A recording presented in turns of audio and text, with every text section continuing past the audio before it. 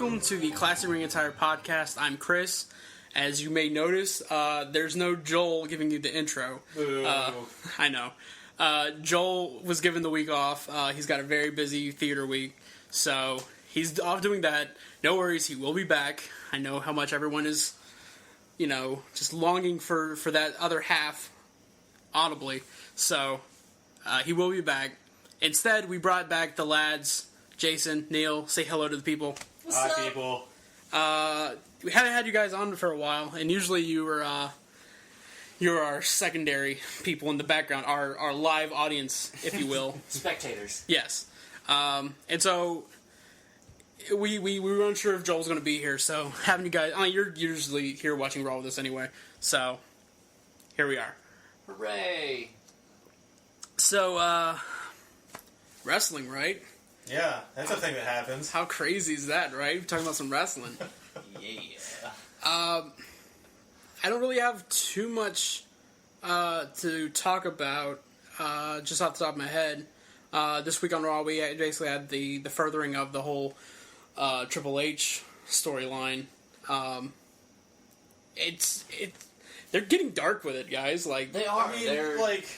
I think Triple H is doing a really good job. Like, this is the best thing I've ever seen him do. Because, when I started watching, he was out doing, what was that movie? The funny one or the serious one? The funny one. They both had the same plot. Not even kidding. Really? They had the same plot, but one was funny and one was serious. No, he was out doing the funny one. Okay. So, I don't, the only times I ever see Triple H is when he was doing, the whole Brock Lesnar feud and, that kind of stuff. So, I haven't really seen much of him. Right. So, it's good. This is the first real time we've seen the big, corporate side of Triple H. We had a little bit of it during the whole CM Punk thing back in 2011.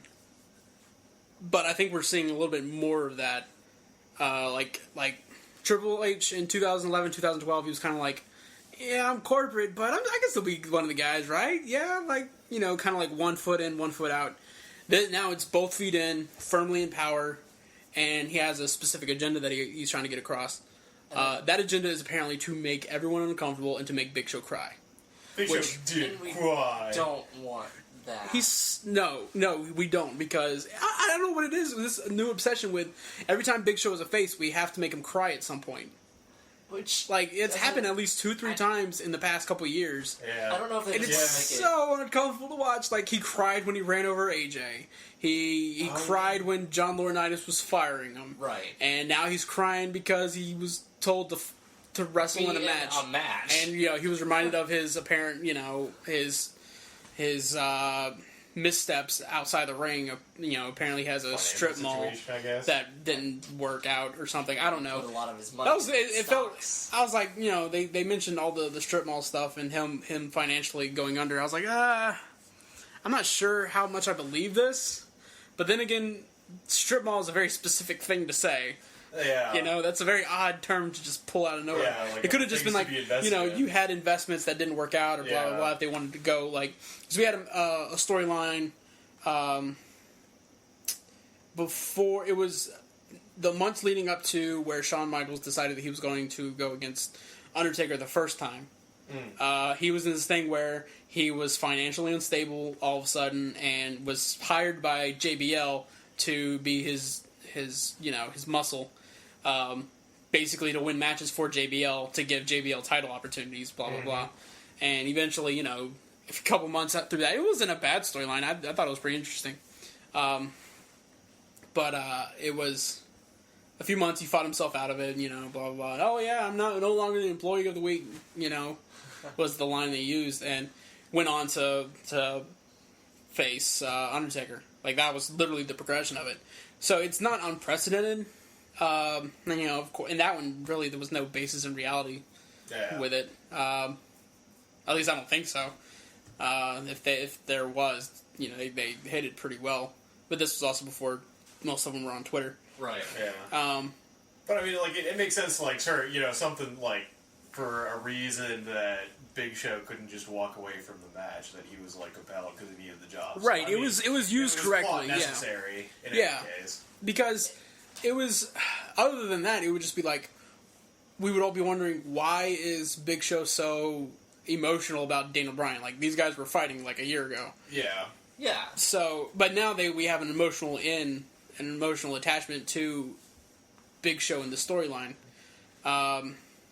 which is it's fine. I liked it. I thought it worked. It was fine. It just I could do without Big Show crying. The build-up for it was fine. Right. But what I don't understand is why was he getting so emotional about being in a match? Right, like that's his job. Like, right, he's a wrestler for the WWE. He could be like, I know what I do to people. I don't want to do that to someone. Well, it seemed like he was like afraid that he was just going to crush Daniel Bryan. Yeah, like the clumsy Daniel giant Bryan, thing. Yeah, or like he was going to I don't want to hurt him. He's a friend or whatever. But like Daniel Bryan's in contention for the championship, so like it's not like he's going to get he's going to be okay. Yeah, like he's going to be just fine. It was just it seemed very forced to me. Yeah. I don't know. Yeah, but I mean, this is better than what like a lot of Big Show has been doing, where like when he carry the storyline like on him by himself, but I think he does it in like sort of these character kind of side roles. Look, yeah, absolutely. This is just head and shoulders above the whole John Cena thing that he was doing, the ironclad contract thing, the whole John Laurinaitis thing, just all the heel stuff that he had been doing prior to this, before he left for a while. By all means, this is like, because usually, or even beyond that, he was just in a feud with someone just to feud with him. There was no real reason at all. Just to have that, to me, that's just as bad as a bad storyline. Yeah, right. So to actually have some sort of purpose and reasoning for Big Show, I'm okay with now. His matches aren't going to be great. He's not going to wow anyone in the ring, and they've took some emphasis off that punch. So it's not nearly as threatening, or it's no longer. It's not. It used to be impressive, to be honest with you. Yeah, it was impressive when he first, used it. Now it's just like, he took a lot of mustard off of that. Yeah, choo indeed.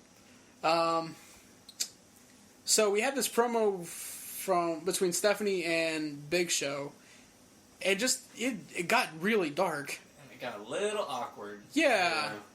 Like, first of all, he's like, you told me when I was 12 years old that if, sometimes it's okay to do stuff you don't want to do. What? Why? First of all, like, context, I think someone on Twitter did the math. If that was actually true, then that would mean that Big Show was in the WWE at 17. Because they're not far off in age. Nice. Yeah. Because he did start wrestling very young. But he was also he was in WCW. What else are you gonna do? He was also in WCW for a while before, so he definitely was not no 17 in WWF at the time. Yeah, no. I'm trying to think of what else that's there to talk about. More CM Punk being threatening and crazy angry CM Punk. Yeah, and crazy angry face CM Punk, which I'm okay with. Yeah, me too. Because face CM Punk was fine. I had no problems with it. It did feel like he was a little bit watered down. Yeah, for a lot of it, especially as the champion. The first half of his championship, just before. Yeah, he really wasn't putting the mustard into anything he was doing. Right, like he was still put on great promos. It's just it didn't have that same punch to it. Now when he turned heel, like all gloves are off, and he just those promos just went straight for the jugular. Yeah. I'm glad that he's found a way to be a face and yet still be biting. Have that venom. Right. See, that was the thing. Like when he was a face this previous time, he would be in these feuds with people that he really didn't have anything against. Like, there was that Chris Jericho, but that got more heated and more heated. So those were fine. After that, we had the Daniel Bryan thing, and that was more out of respect, and then the AJ aspect, and then Kane and all that stuff. Right. He really didn't have hatred built up towards him. Now, he's a little more of a, dare I say it, babyface. Just this kind of situation he was in, like how he was supposed to be playing stuff. He was just like, I'm just happy to be fighting, and I'll fight anyone. I'm not going to back down from a fight. Where it's now he's kind of an anti-hero, kind of more of a... Well, yeah, that and the feud's more personal this time, and much more personal. And again, it all depends on who he's up against. Like, Curtis Axel's just kind of the third wheel just there. Somehow more of a big deal than Brock Lesnar? we could find a way to do this whole thing without Curtis Axel, if you ask me. Absolutely, but, Lesnar's not... Or Paul Heyman's not going to have any matches, right. And Lesnar's not going to be at every pay-per-view, He'll have to get a much bigger contract for that. Yeah. Right. So is he still kind of on the same contract where he's here for a couple pay-per-views a year? Is that essentially like he basically has just a certain number of dates. They don't specifically say what dates, but they have a certain number to work with. Okay. I think they've extended it because it was for a year, and that ended around the time of this past WrestleMania, and then they extended it to 2 more years. Oh, okay. So we'll got him for a little while. Then. Yeah, we'll get him at least. Some are saying that they're building him to come back to Rumble. But last year, we got him at SummerSlam and didn't get him again until WrestleMania, then Extreme Rules. So he's basically working a 3 pay-per-view schedule, and then he'll show up on the certain just to show his face, right? Just for build, and that it works fine for me, to be honest with you. For a guy that has very limited mic ability, you don't want him. You don't want him on every single Monday Night Raw, and he really doesn't like traveling. That, from what I understand, that was one of the original reasons why he left WWE in the first place. Because he didn't want to be on the road that much. Right. So I understand that, but still, it's a good paycheck, And he was like one of the biggest people in the industry at the time, and fairly quickly, as soon as he came into the company, he was a huge deal. He got big fast. Yeah. Granted, he was still a pretty big name in UFC. It took him a while. I wonder how the travel schedule of UFC compares to WWE. I mean, not nearly as bad. As much, but still, it can't be nearly as bad. They're not doing live things every single week. Yeah. I don't watch UFC, so I'm not an expert by any stretch of the imagination. So I don't want those angry emails. Need to get on Joe Rogan's podcast. Yeah. Speaking of UFC, kind of a sidetrack. Oh yeah. I was out at a restaurant the other night, and I was with a bunch of people that I work with, and my manager, who is very gay, which I have nothing wrong with him. He's a great guy, but they were showing UFC on the TV because it was a pay-per-view this past week, and he was very much enjoying it. It was very funny to watch him. I've always called UFC professional hugging. Well, yeah, you need Joel here because that's it. Yeah, It is. It's professional hugging, He had never actually sat down and watched it before, but to see his face as they're fighting, he was. And then I was like, this is funny because I watch this type of stuff draws in all kinds of people. There's something in it for everyone. It's very, very funny. Yeah. So I don't know what the travel schedule would be like for UFC. And yeah, he was a pretty big name for them. And he rose pretty quickly in their, through their roster as well. It took him a while to get rid of the former pro wrestler kind of stigma because some people give him crap for it. And when he finally, I remember specifically when he first won the UFC heavyweight belt, he was very animated and everyone's like, oh, look at the pro wrestler being a showboat, and I was like, that looks like a guy who just achieved a huge goal for him. React however you want. UFC, that's pretty serious business. You're allowed to celebrate that, right? So now he's at the point where he can't do UFC anymore, so why not do this? And sure, he gets plenty of time off, and as long as WWE's willing to think that he's worth the money that they pay him, then watch out for him. And I believe that at least with the John Cena match and this CM Punk match that he's had, it's so far it's paid off. Like now the Triple H matches left a little bit to be desired. Yeah, but that's going to happen. Not every match is going to be great. Not everyone's going to have a great match every Monday Night Raw. It just so happens that every time we see Lesnar, it's a huge deal. Right. So, and it's only a few times a year. One man's off night on Raw is Lesnar's 3rd pay-per-view match or something like that. Yeah. Just from the infrequency. And I'm willing to give him the benefit of the doubt, especially after I saw what he did against Punk. Sure. Well, I mean, that's one of Punk's talents, is getting a good match out of somebody. Oh yeah, he can. Right. He those that don't normally. Absolutely, he can get good matches out of almost about anyone. Even people that have a serious style mismatch or a weight class mismatch, Punk still make it interesting with them. I know this quote gets told so many times, but Mark Henry once said, when I look at Punk, I don't see CM Punk, I see myself.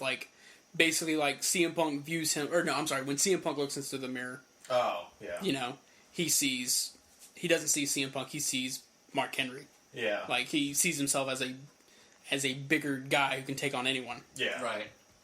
And that, by all means, that's CM Punk's attitude to a T. Yeah, well, I mean, he has that attitude, but then he also has kind of that chip on his shoulder thing, where he's always willing to tell I was always the guy that would jump in a fight when somebody little was getting beat on or something like that. So which begs me to ask the question: where is he during all this Daniel Bryan beatdown bully mess? Well, I was wondering where the Shields, is this Justice? Is that what you're talking about? Justice is a paycheck, friend.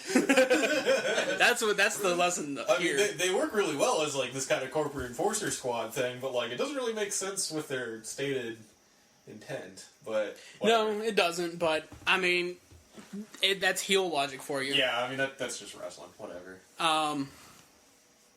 It happens. So I mean, there's not much else to say. It's heel stuff.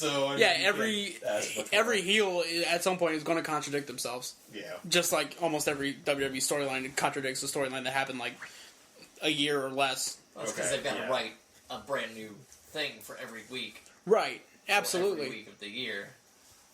Absolutely. So yeah. You can't do that without stepping on your own toes sometimes. No, plus as many shows as they put out. They put on a weekly Monday night show, a weekly Friday night show that they tape on Tuesdays. Mm-hmm. Not only, and then a pay per view every month, and they just have to keep regenerating something and now that there's not really a brand split. Yeah. They they don't really do that anymore. So a lot of SmackDown is just rehash of Raw. But even so. That's been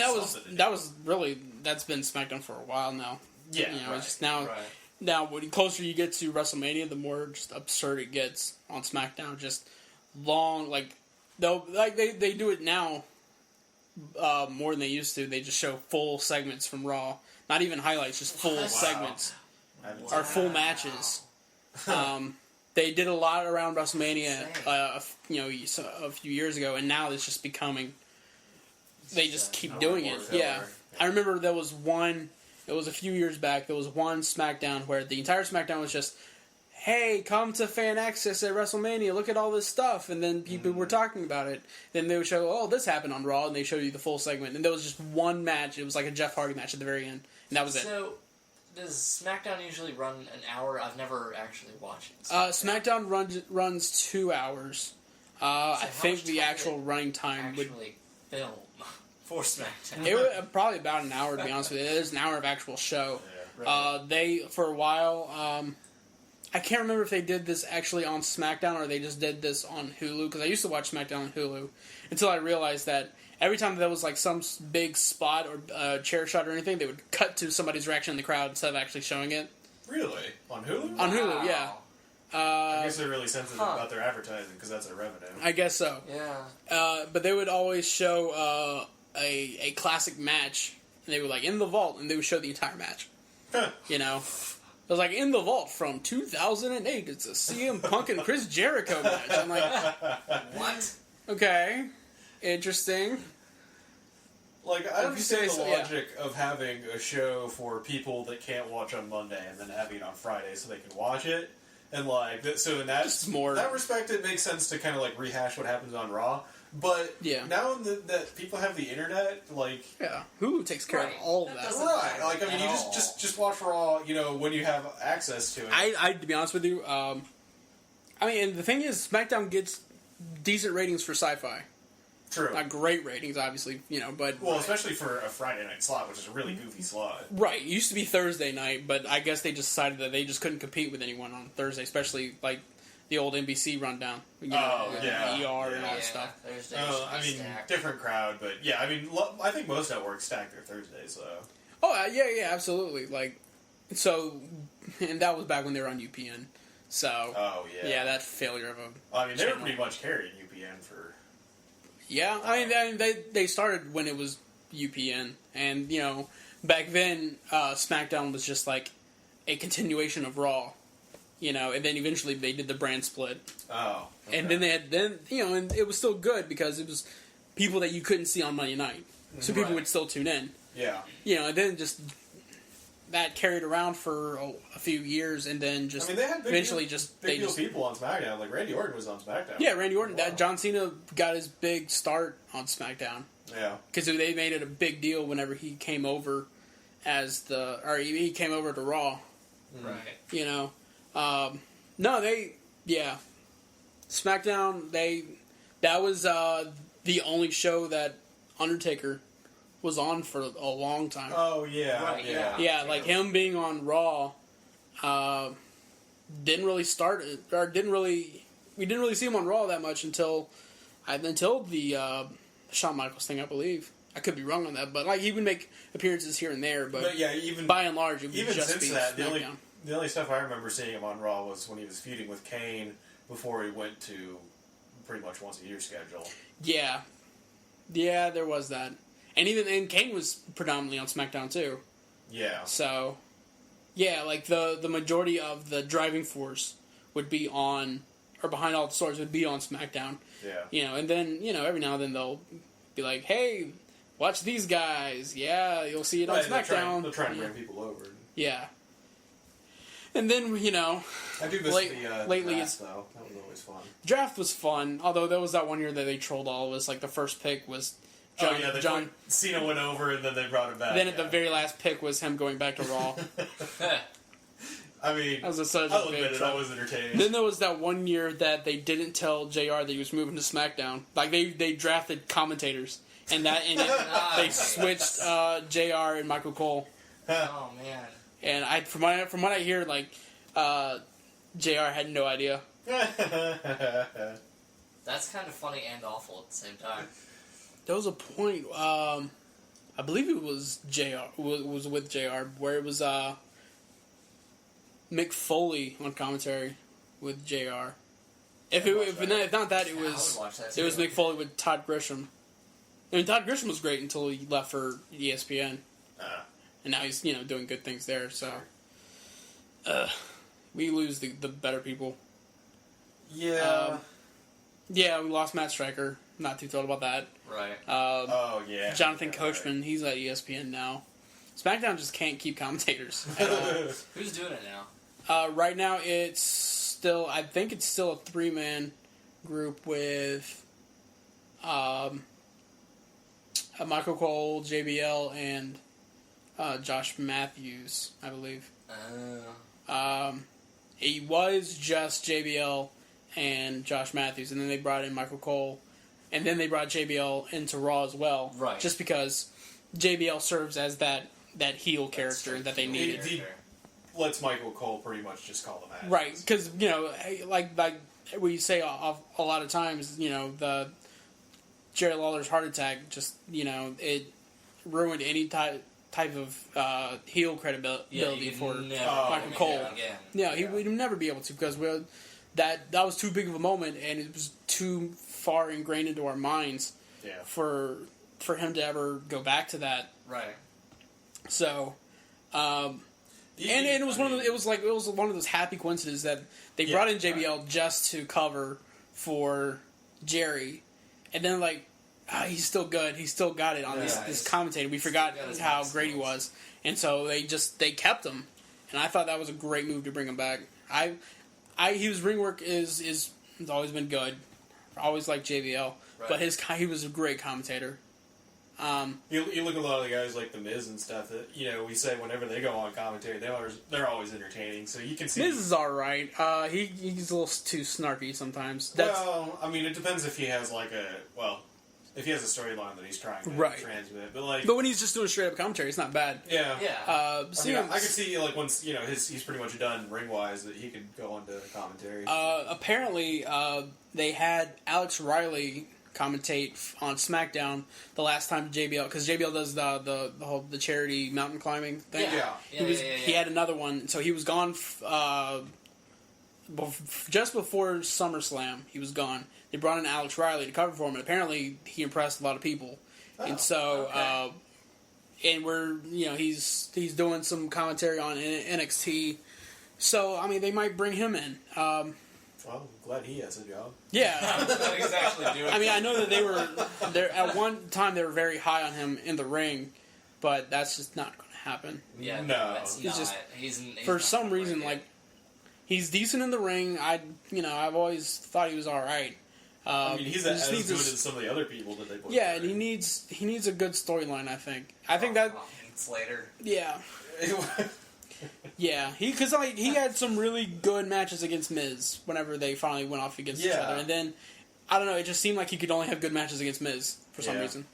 I always thought he was one good storyline from being something decent in the company. Like I felt the same way about Cody. Like I always thought Cody Rhodes was one good match or good feud away from being, or being able to be higher up. When people gave him a chance and put him in a decent match that meant something, he'd bring out the skill. Yeah, which is a good lead into the whole Cody situation tonight on Raw. Yeah. We had this thing, like, Triple H had his another rant at the beginning of Monday Night Raw. And then afterwards, walking through backstage, apparently Cody gave him a look he didn't like. And basically said that, if you beat Randy Orton, good for you. If Randy Orton beats you, then you're fired. Yep. Essentially, in so many words. It's pretty much the best match of the night. It was a really good match. It was a good match by Cody, and it was one of those things where it's like, that's what I'm talking about, Cody. Let's see some of that more and more. Right. Really good. And then, like, all the promo stuff and, like, that interview that was happening as he was walking out of the building, like, he totally carried his character and the storyline through all of that. And absolutely. And what my thinking is, he lost, so Triple H fired him right there on the spot. I'm thinking, it is very real that he is getting married very soon. This gives him a little bit of time off, and also whenever he comes back, he gets the big hero pop. Yeah. Because tonight, the crowd's high enough on him, and I think they'll remember him. And, especially after that. Chance tonight. Exactly, that was my point. During this match, he got a very big crowd reaction, probably the biggest he's ever gotten, especially as a face. So what I'm assuming what WWE's hoping for is that that will carry over whenever he does come in. I'm assuming whenever Damian Sandow cashes in. That's what I would think. What do you think? Night of Champions? It might be a little bit longer than that. Just gonna hold on to it. Yeah, I mean, maybe it might be sometime after Night of Champions or at Night of Champions. Maybe leading up to something at Survivor Series. Maybe returning at Survivor Series. I don't know. Right. It depends on how long they're willing to have him away. Granted, you don't want to have him away for too long. Because your momentum will slow down eventually. There's certain characters that if they're gone for a while and then they come back, and they'll get a huge reaction. Legacy guys. Yeah, it's impossible for Chris Jericho not to come back. Right. But that's more because it's Chris Jericho. So, Cody Rhodes is definitely not at that point yet, so I don't think he can risk being away for too long. Right. I think he's good for a month. A month, yeah. Yeah, I think that'll let it breathe for a while, because you also, you would have to have him come back when the whole Triple H thing, when they're kind of, up against the wall, kind of, Right, when it comes to when there's some sort of explanation to a believable explanation to bring in Cody Rhodes again. Yeah. Right. Like someone we rehired him, I don't know. I hadn't considered that fact that you have to come up with an excuse why he comes back now. Right, and someone has to hire him back. So that means they would have to be... Do they have a face in management? No, I think he goes back and forth. We just haven't heard from Vicky for a while. Well, she's also the general manager of SmackDown now, so that's why that's right. Yeah. That's why you haven't heard anything from her, because you don't watch SmackDown. Well, because she kind of handed off to Brad Maddox, and then right. She's been doing like some of those pre-pay-per-view panel things. Yeah, where she would pan and be like, "Yeah, we're doing great stuff on SmackDown, right?" Yeah. Yeah. But that's fine. I mean, like you said, you gotta let her breathe and let people kind of come down. And we get to watch her really dumb tweets at the bottom scroll. Oh, yeah. What did she say tonight? I don't know, but it was very grammatically atrocious. Like, it was one of those things where she just did not look back what she said, and it was just really... Because, like, that ticker's got to be so edited, I'm surprised nobody fixed it. It made less sense than the random symbols and numbers. Yeah, there was a tweet. There was a tweet that came on the bottom scroll that was just random numbers and random letters. Yeah. And it got... Like, they took it down, like almost right you after. got to see the whole thing. It was like the next tweet had already started before they cut it. I can't remember if it was a pay-per-view or a Monday Night Raw, but it was fairly recently. It was probably around Money in the Bank, and it was from the Bella Twins, and it was just random letters. Like it was and it just compiled, like, and it just went across the entire screen, and we were just like, okay, they're just acting like this didn't happen. Yeah. So... Somebody probably got yelled at for that. And I'm hoping someone got yelled at for that, because you should get yelled at for that. Right. Yeah. For something that's like... For a professional company. And I understand it's live television, and anything can happen in live television, but... You have control over what you put at your scroll. You control what one of your employees tweets. Yeah, most of all the tweets are from people that are on a show. Yeah. Or better yet, like, these tweets have to be compiled by somebody. Right. And put... right. And someone has to... look at how do we put up the queue? Right. Like, that basically leads me to believe that someone just copied and pasted all this stuff. Right. Yeah. So... And I mean, they don't run the ticker constantly, so it's like, they have a little bit of lead time that they can look through and make sure... Yeah. Because they never put up stuff like, because I know I put stuff on the Classroom Ring Attire tweet. Follow us at CR Attire. I put stuff on there all the time that absolutely will not be put on television. I understand that. That's not my prerogative. Like, that's not why I'm saying that. I'm saying it because it's funny, or I just feel like saying it. Yeah, you know, you're taking the piss out of WWE or whatever's happening. And exactly, like. What was it? Dana Bryan said something like, you thought I was just a hand. He said that tonight. He's like, and I mentioned everyone, and I was like, oh, so all this time, Dana Bryan was secretly Mark Henry's sun hand. Womp womp. You know? Yes, that joke's been just dug into the ground. Like, well, I mean, yeah, it's like... I don't care. That's one of those jokes that's dug so far into the ground, like you're coming back out the other side now. You know? I don't care. I think it's funny, so I'm going to say it. Do you really think the Randy Orton orange meter is that funny? Yes. The original sign was funny that we saw at WrestleMania, and our couple jokes after was fine. Oh, I totally forgot about that. That's where it came from. It was because I was the first person to put it on the. Because it was WrestleMania 27, I believe. Because it was Randy Orton versus You're totally right now that I remember it. But, like, that was one of those things that I forgot about and then thought I came up with. I completely forgot the source of it, so I'm just going to take, intellectual property over it. No, like, I forgot that somebody else had done that. I thought that I came up with that totally by myself. Nah, it's not the first time that's happened. I'm not surprised.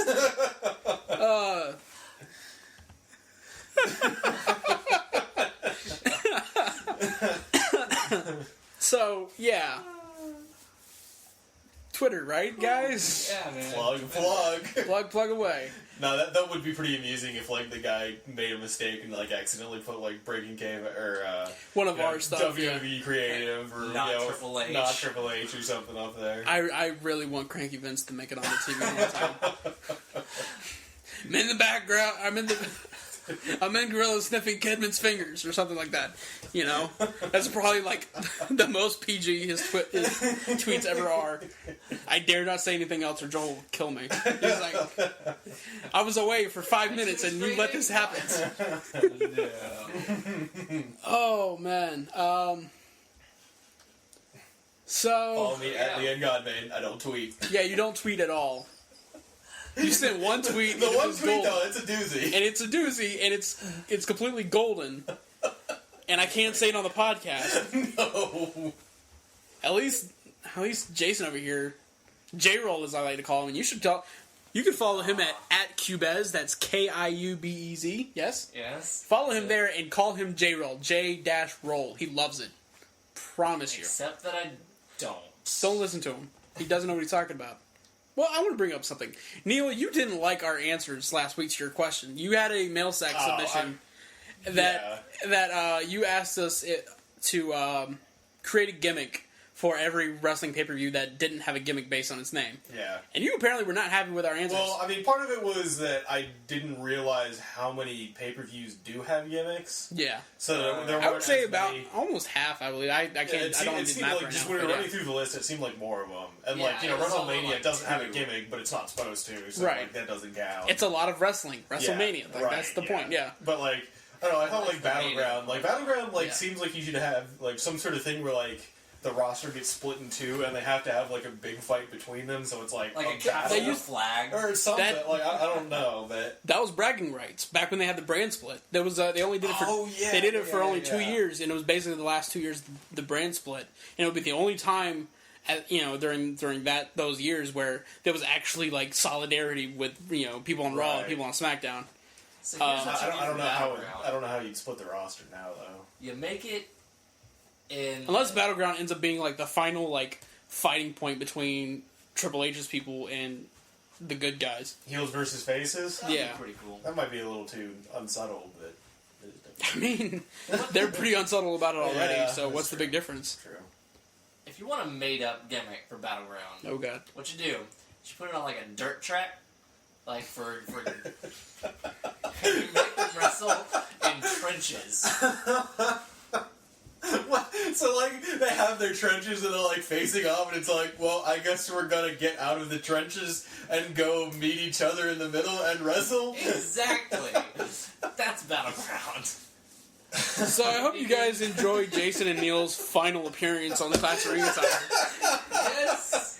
I don't have Because to do this anymore. that was horrible. I guess we haven't seen how they're gonna decorate it, but like at least you can put like barbed wire, and like kind of at least theme it a little bit to make it look like a battleground. But Those big jacks things that you have on beaches. What are they hedgehogs. called? Hedgehogs. Yeah. Fair enough. Sure, whatever. I don't care. The other ones? I don't even remember what the other pay-per-views were. Does Night of Champions have a gimmick? Yeah, every all champion. the- Oh yeah, Every- everybody's got a different. Unless yeah, apparently unless you're the that's a Intercontinental weak gimmick, champion, but- it is. Well, it's the week pay per view. It's always been the week pay per view in the past, however long it's lasted. It's the weak link. Where we don't have No Way Out anymore, so Right. Yeah, it was kind there is no Way Out, which is a double negative, which means it's true. So there is a way out. Joel's not here, Thanks, so Joel. Joel's not here, so I have to have a conversation with myself. Sound like even more of a crazy person. Wait, what? SummerSlam, like, how do you make a gimmick out of that? Like, Yeah, we're gonna right. slam each other on beaches or hitting. Suns? Big inflatable Oh, actually, suns. I had I mean, it's not a great thought, but like you instead of having a ring, Trust that instinct. instead of having some of the matches in the ring, you have like a big sand pit, and you have people wrestle on the sand, old school, like Olympic style. Like, I mean, that'd be cool. No, it wouldn't be So you Olympic want style. it It to would be be the Divas. Greco-Roman. I already know. I know WWE. It's like, oh yeah, we're gonna get a sand pit. We're gonna put the Divas in it. Oh. Every time. Yeah. That's why whenever they did Thursday Night SmackDown, every Thanksgiving they would have a big turkey bowl. Which meant that they would have Divas wrestle in gravy. I have heard Because Oh, apparently, you gotta crush my dreams. apparently, all guys want to see Divas just roll around in some gravy. I don't understand the male libido Jello. sometimes. Like, Yeah, well, like the Or Jello some- thing is even like, yeah, okay, the Jello's I even guess. weirder. Like, Yeah. It's like Jello weirder than gravy. so wrestling. yeah, wrestling, you guys. So, yeah, we were talking about gimmicks. I can't really. Survivor Series has, it has the traditional Survivor Series match, Yeah, which was always the big draw of that pay per view. There were some years where they just really either they didn't have one or they just didn't really put a big emphasis on it. Yeah. Which has basically been the story of the past couple years. They just Right. threw it together last minute. I just imagine Survivor Series being like Survivor. The TV show? The TV show. I'm surprised. I'm to be honest with you. I'm surprised. You can start voting wrestlers off. Seeing as how that came around the same time, I'm surprised the Attitude Era never tried anything like that. They might have, or they might have made some sort of joke about it. Right. I'm sure somebody made a joke at some point. I can't think of it. I don't know. At least it's not summer camp. No, at least it's not summer camp. That show. You guys at home, USA. You guys at home do not understand how quickly I turn my TV off the minute WWE goes to black. It's like a timer. Like I have. I mean, at least you can ignore NCIS. Oh yeah, I mean, we get the last 5 minutes of NCIS every week. It's no big deal. At least it's a show. After Raw too, and it was like we can just leave the TV on, or just a random movie or USA show. Yeah. Now it's this summer camp, stupid show, which is trying. Obviously they're trying to get crossover from people who are still tuning in for Raw. Leaving the TV on. Right. No, that's not me though. I cannot turn my TV off fast enough.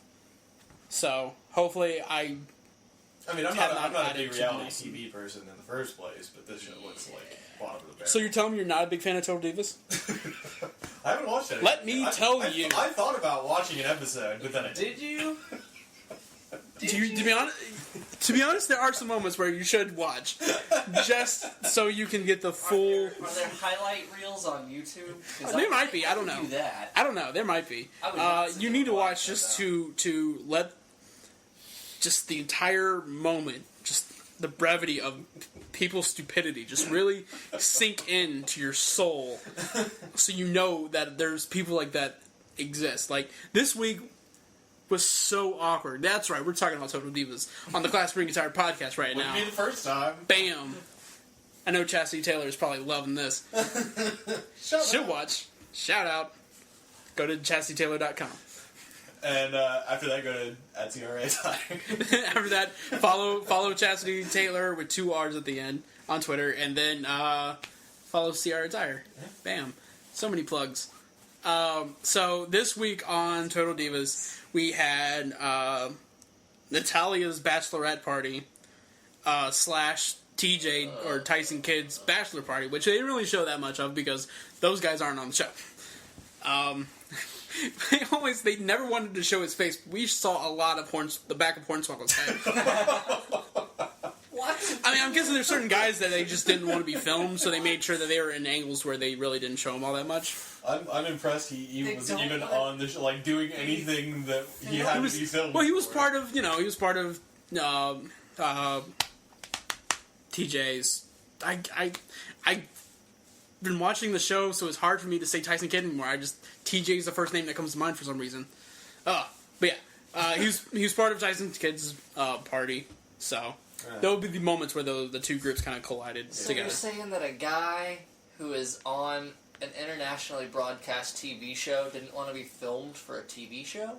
I mean, I don't know. I don't know why, but for some reason, like certain guys were positioned to where you really couldn't. Just saw. Yeah, you could barely make out, and you really wouldn't know who it was unless you knew who it was, or you couldn't tell who it was. Fair enough. So it was just okay because the episode before this, Natalya and Tyson Kidd went back to Calgary for Natalya's birthday, and they were also filming Raw in Calgary.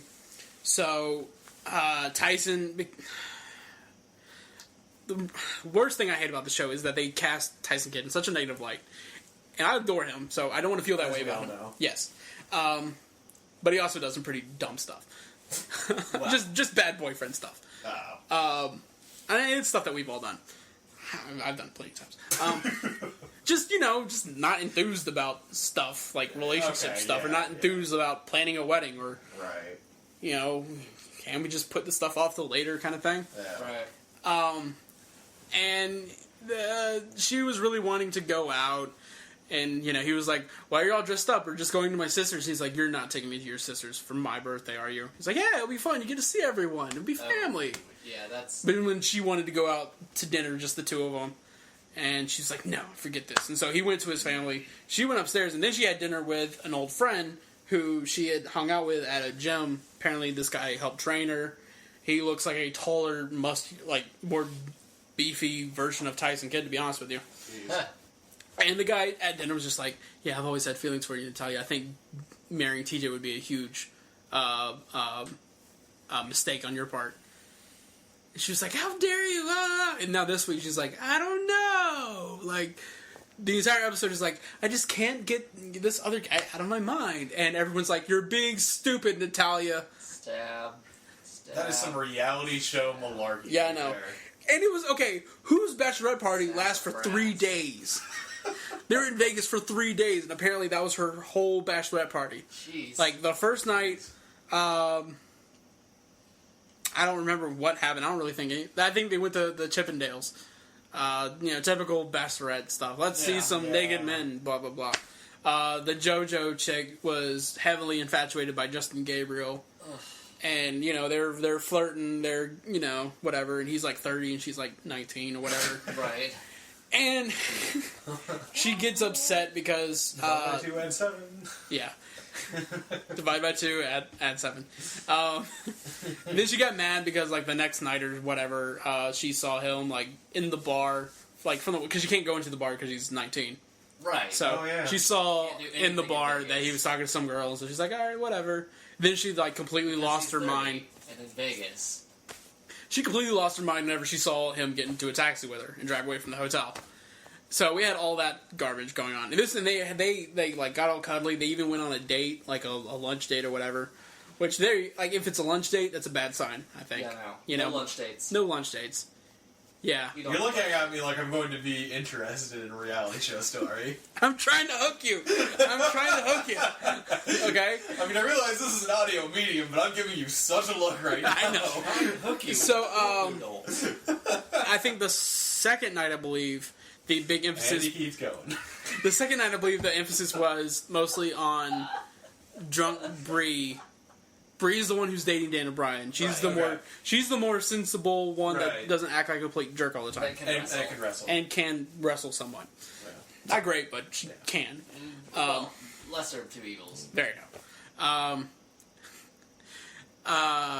What was funny about that is she was like drunkenly going back to her room, and she was like, I'm fine, I'm not drunk at all, because she was trying to make it subtle because she knows that Daniel O'Brien doesn't really like it when she's that drunk.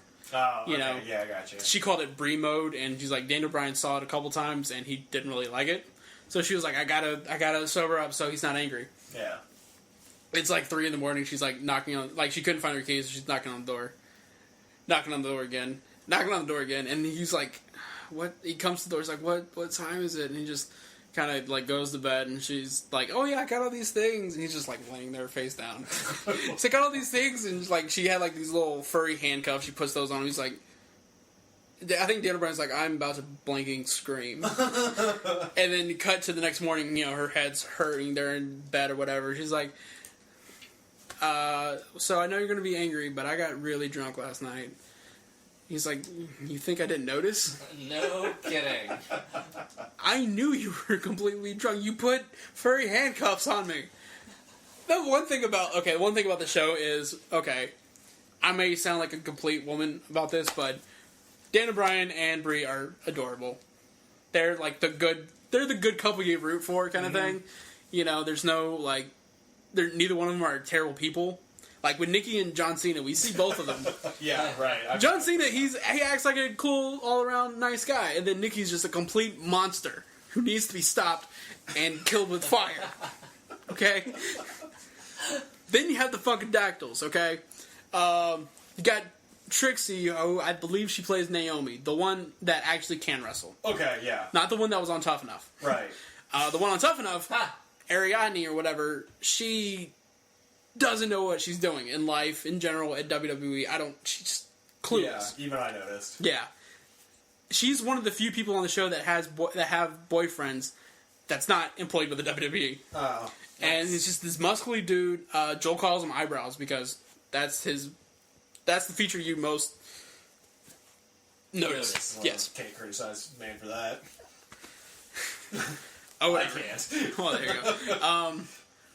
He just shows up, and he's like a big meathead who gets overly jealous for nothing. Like, he got mad at her because she told him that she was going to Vegas for Natalie's bachelorette party. He's like, oh, there'll be dudes there.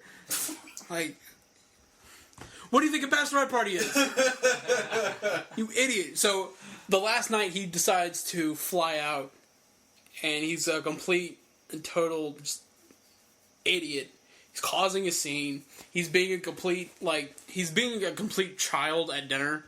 Like, you know, they bring like this bit of pink cotton candy, which goes along with, you know, Natalia likes everything pink because the Hart family. Blah, blah, yeah, right, right. So they had all this cotton candy, and he like had a giant string. He's like, "Hey, babe, look, babe, look, babe," and she's just like, "Vince, shut up." I think his name is Vincent or something like that. She's like, "Babe, stop." And then they got to the club. He got overly drunk, and he was trying to get buddy with one of the Usos. He's like, "Yo, listen, like." For real, like, you were the only guy here that if anything went down, I had your back. I was like, yeah, because a trained, you know, a WWE superstar really needs backup from a nobody eyebrow like you. Dude. So we had that. Natalia eventually got over her whole thing about the other guy after everyone told her how dumb she was. JoJo, she got all mad and played with her curly hair for a while. You should see the gesture that Chris just made. Okay, at least it's not the gag noise that Joel made last week. That noise was unsettling. That was the only thing people commented on last week's episode, was that ungodly noise that came out of Joel last week. So if this Total Divas commentary doesn't add up to your, you know, expectations, excuse me. So this is going to feel kind of odd because there's no one to scowl at me. But that's right, it's time for the mail sack!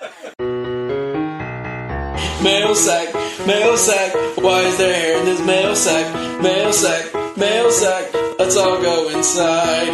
Mail sack, why is there hair in this mail sack? Mail sack, it's all go inside.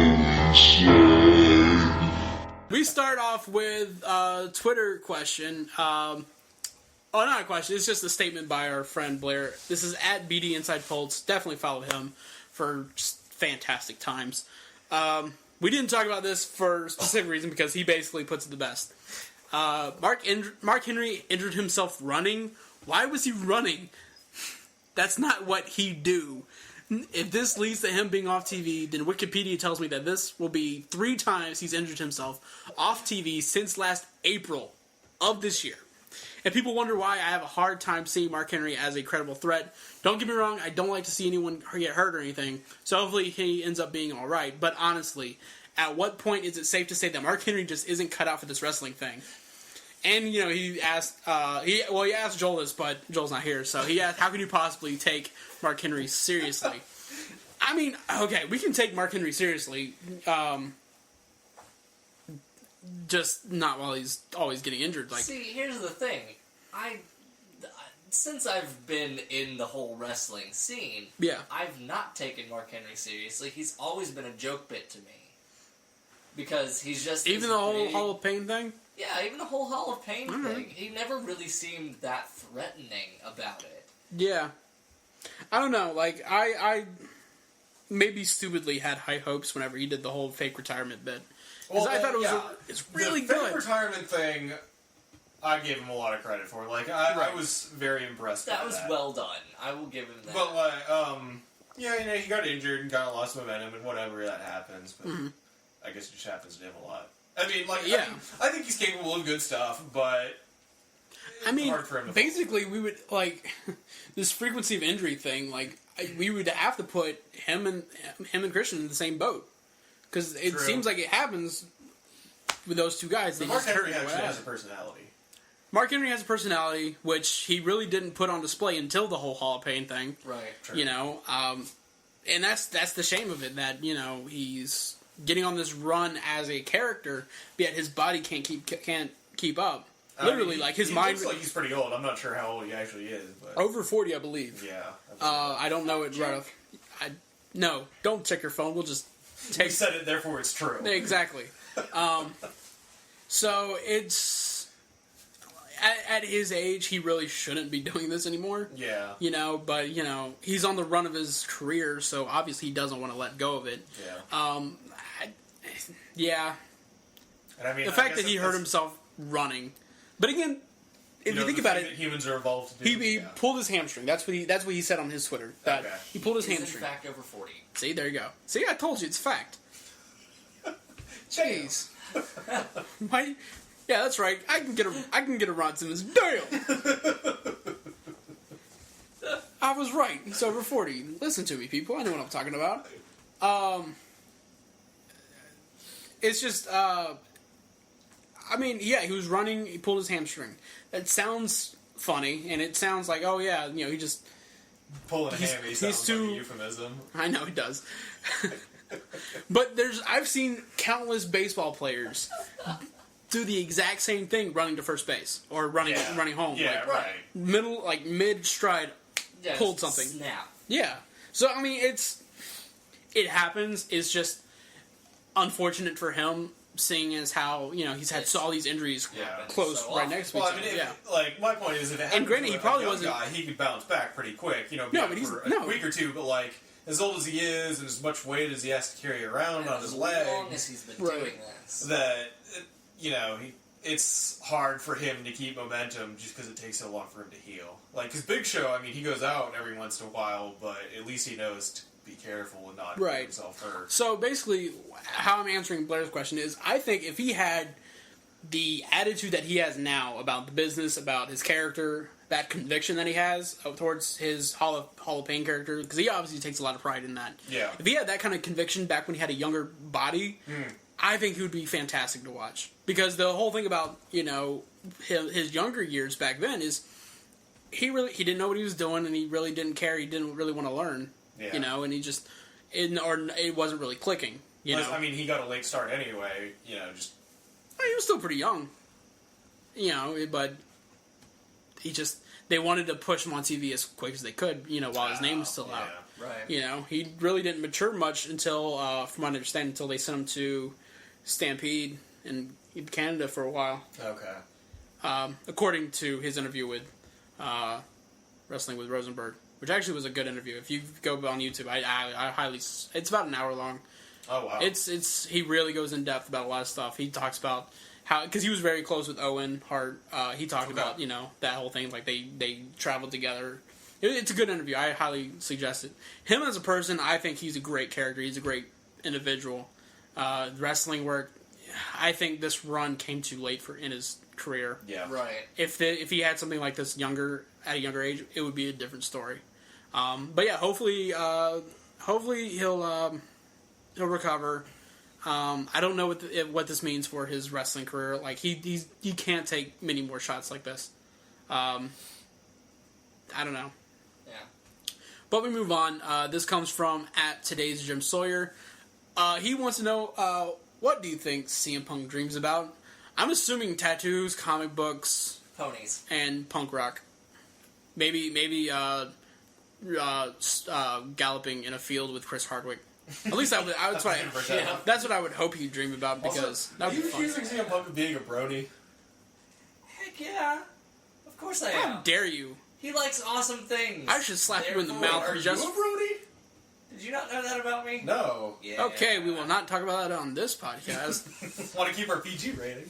I mean, I'll talk to Total Divas to no end, but we're not talking about My Little Pony on this podcast. Joel would not let me. Condoning it. I will. Joel would not let me hear the end of it on that one. Just no. But today's Jim Sawyer also added on the end of it, what happens to Sin Cara after this? I'm assuming he goes back to just being an extra on SmackDown and him picking stuff up out of baskets or buckets or whatever that was. Okay, now I really want to see Sin Cara with a janitor's uniform, but still wearing his mask. Just using one of those little gripper arm things to pick up trash. Just walking. I mean, I just have a promo. From what we hear from what we hear from Dirt Sheets, there was so much negative reaction behind the scenes, for calling a match off or dislocating a finger. To the finger. Oh yeah. He got actual heat from people in the back. That's what we hear. Now, you always have to take news like that with a grain of salt, so right, or at least a pound. Grain, a pound. According to these Dirt Sheets, Sting joined the WWE at least 5 times. So I mean, and they will get stuff completely wrong, Like none of them picked up on Jericho being in the Royal Rumble this past year. Yeah. None that I've found. Everyone's like, oh yes, Stone Cold is going to wrestle CM Punk, and it never happened when they said it was going to happen. That's wish listing right there. Oh yeah, absolutely. Speaking of Stone Cold, did you see the picture on WWE.com earlier of Bryan and Triple H with? Yeah, they brought him in. They brought him on to do an interview, basically drawing comparisons between what Daniel Bryan is doing right now against the powers that be or whatever, and comparing it to Stone Cold and what he did against Vince McMahon. Like I had a feeling. Like they also brought in Shawn Michaels like the day before SummerSlam to do an interview about Daniel Bryan because Shawn Michaels trained him. Blah blah blah. Right.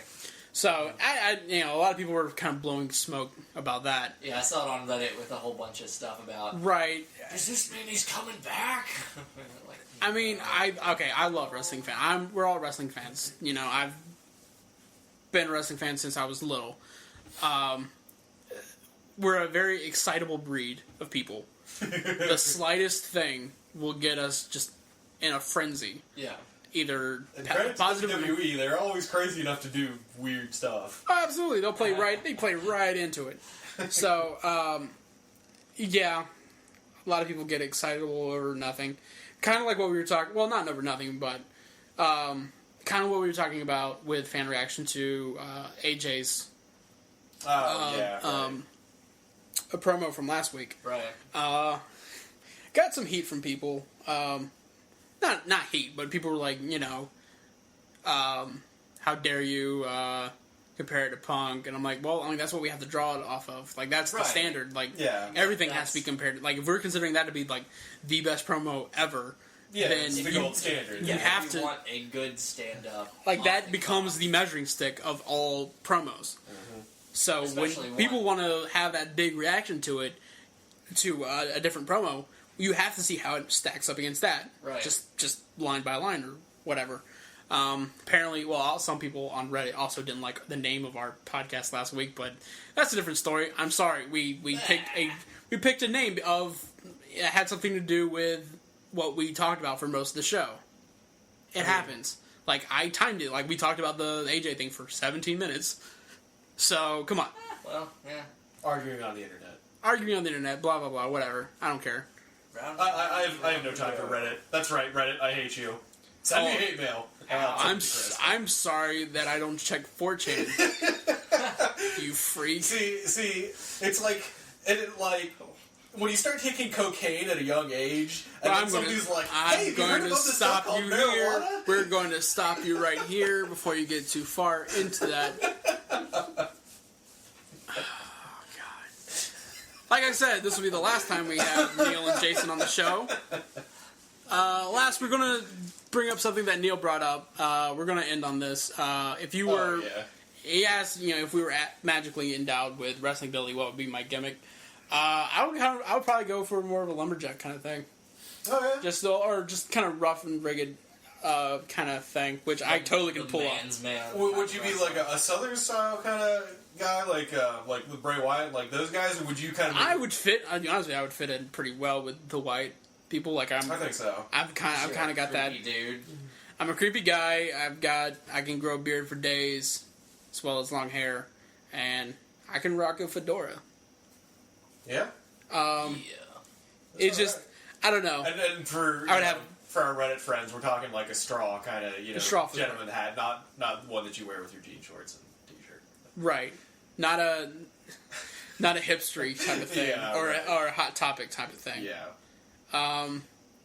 So yeah, like I don't know. I don't know. I always knew that my theme song would be "Curl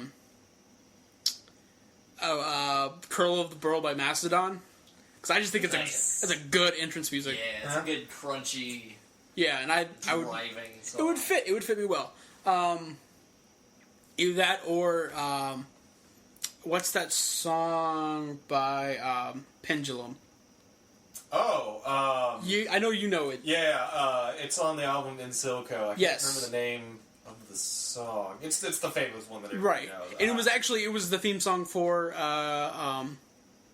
a pay-per-view once. I forget which pay-per-view it Really? was. That's where I first heard it. It was like the theme song. It was probably the last time they had a good theme song for a pay-per-view. Yeah, So I believe that. yeah. So that would be my backup. I don't know. That would kind of be mine. What would yours be? Okay, so like I was thinking as this, because I asked a question, so of course I was thinking about the answer. I think, like I had kind of two answers, but one would pretty much just end up being Damien Sandow. Yeah, second. I was about to say you would be perfect. So the other thing I was thinking was like doing like kind of a pagan warrior theme, that. Of course. That the thing that Sheamus wants to do, but actually can't. But will never ever go for it. Yeah. But have like a big badass like Viking fur like a full on like Nordic type. Yeah. Okay. Right. And then theme song. What's the other Mastodon song? The whale one. That would actually be. See? The lyrics don't exactly fit. I don't care. It's a badass song. But I was thinking just Thunder Horse by Deathclock. That would be a good one. That or Hatred Copter. I love Hatred Copter. I do love Hatred Thunder Horse has that like gong intro. Oh, It's very important to have the first couple of seconds of the song are the most crucial. But then as it plays out, the lyrical content needs to be right. It still needs be bad. I'm okay. Picking a theme song is hard to do, sir. It really is.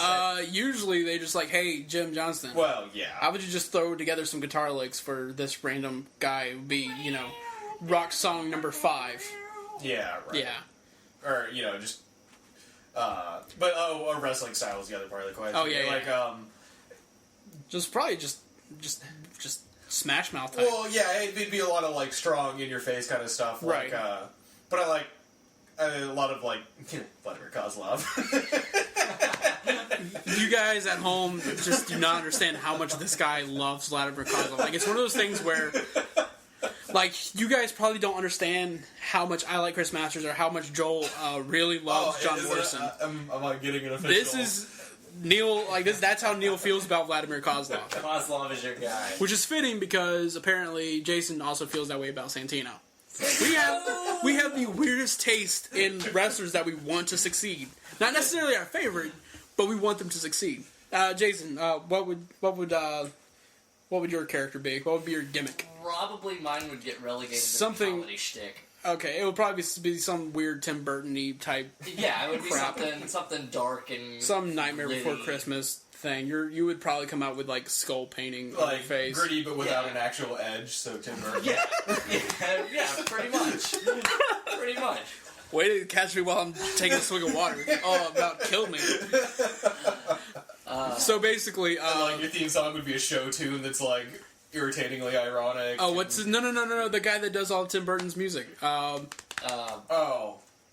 can't I think of his name? You ask me what his name is, and I can't tell you. Oh, that's gonna eat at me all day. Anyway, I've thought about theme music before, and I never can really pick a good song because it's just not. So basically, you would come to the ring to a different ABBA song. I would never in my life. If they started playing that, I would probably quit right there and leave them hanging. Oh god, those are my favorite wrestling, independent wrestling videos. The ones where they get the music wrong and the guys come out and just wrong music, just stare at the sound guy or just literally walk over and get in their face. Those are my favorite. It would be interesting though, because there's not really a lot of scarecrow-looking guys in wrestling. Yeah, really Sting. More in terms of body shape. Oh, okay, tall, but really skinny, and really no. arms. But WWE would beef him up a little bit. You'd have to just to be a wrestler. But it would. I think it would still even if you got Danny Elfman. Danny Elfman, yeah. But even if Jason got beefy, I still think he'd be kind of a tall, skinny guy, and it'd be an interesting look for wrestling. A scarecrow kind of thing would be fun. Go back to some of the old, mystical, magical stuff that they used to do at the beginning of the Attitude Era. That sounds gimmicky, Attitude Era stuff. I'm not gonna lie. Yeah, the zombie, a living scarecrow. Sure. The look I'm thinking, the scarecrow from Batman. With the black mask. Batman Begins. Batman Begins. Yes. Not Not Wizard of Oz. or animated adventures. Oh, I said Batman, didn't I? I know. Oh, okay. We just wanted to specifically say Batman Begins. It'd be fun to do a Scarecrow type thing, like from the Arkham Asylum. Sure, and the more modern iterations. I mean, you wouldn't be able to do some of the old cartoony ones because that's just not a human Goofy. shape. But That'd be a lot of fun. So, that's pretty much going to do it. Throw in if you have an idea of like a wrestling that you want to do. Your own wrestling gimmicks, send those in to our email, which I will tell you in a minute. Hopefully I can get through all this stuff. You can find us on Twitter. Follow us on there where we will live tweet every Monday Night Raw and appropriate Sundays and random times throughout the week whenever I get bored at work when I'm watching SmackDown, because that's pretty much when I get around to it. You can follow us at CR Attire. Again, that's CR Attire. If you have any questions, comments, anything you want us to address here on the show, if you want to submit your own gimmick ideas, or if you still want to talk about the worst promo you've ever seen, you can still send those to our email. That's classicringattire@gmail.com. And you can subscribe to us on iTunes. That's Classic Ring Attire. Find us on iTunes. While you're there, go ahead and subscribe to us, and then, review us. Give us a rating of 5 stars! Thank you for that. So I didn't have to do that myself. Yeah. That would be a little sad. It would be.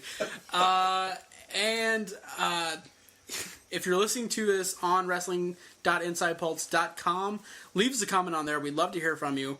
I'm taking a break from Rager this week because I've got a busy week. I've got a concert to go to. I'm going out of town. So, will be no Rager this week, but there's going to be great content on there, so you absolutely check all that stuff out. Finally, I did want to announce something. It's something that me and Joel, we talked about doing for a while now, and we started working on it. We are going to do a big 30-week countdown, or 29-week, I should say, 29-week countdown leading up to WrestleMania 30. Every week we're going to review and talk about WrestleManias, starting at WrestleMania 1 and going all the way through.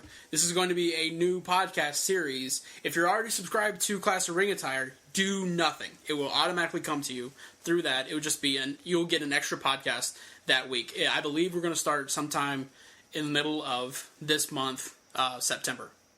Right? We are in September, yes. Sometime middle of September is when it will start. I believe we might have a different podcast for it, but we're also going to post it on Classic Ring Attire. So if you're already subscribed to it, don't do anything. It will come to you. It come to your computer just by subscribing on Classic Ring Attire. If you're not following us, if you're listening to this on wrestling.insidepulse.com or on our YouTube post, by all means, go ahead and subscribe to us, and you'll get it whenever we start putting those out. It's gonna be a lot of fun, so it'll be interesting, and we're really excited about that. So be on the lookout for that. There will be more details. I'm pretty sure we'll make some announcements on Twitter. So again, follow us on @CRAttire on Twitter, and you'll get more information on that. So that pretty much does it for us. Thank you to Jason, thank you to Neil. Absolutely follow those guys on Twitter, even though Neil doesn't send out a tweet. But that's @Liam Godmain, whatever. Liam Godmain, and then @Cubez. That's KIUBEZ. Be easy. Yes. All right. Thank you guys for coming on, filling in for all the free funny, as Kevin Smith would say. And hopefully next week we'll be back to me and Joel, if he's not too busy. Because he's honestly better at this than we are. Absolutely. And I can't... I'm not organized enough for this. Joel is the wheels running this whole freaking thing. So, on that note, stay classy and huzzah. Huzzah! That's a one.